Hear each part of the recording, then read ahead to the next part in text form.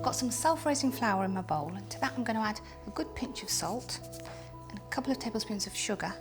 Got some diced unsalted butter, and then just using my fingertips I'm going to rub it into the flour. For the full recipe, just click on the link. Now for the finely grated zest of 1 lemon.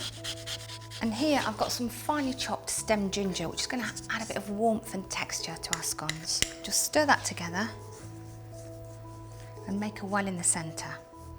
Got some milk, and to that I'm going to add some lemon juice, and the lemon juice will thicken the milk so it goes a little bit like the texture of buttermilk.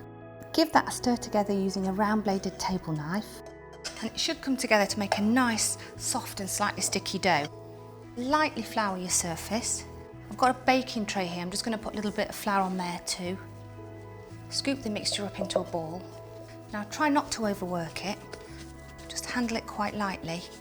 Just pat it out to a thickness of about 2 centimetres.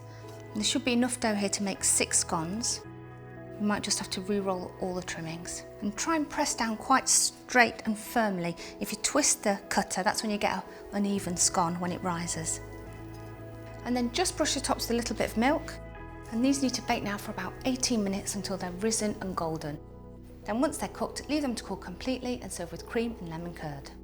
For more lovely recipes, don't forget to click to subscribe.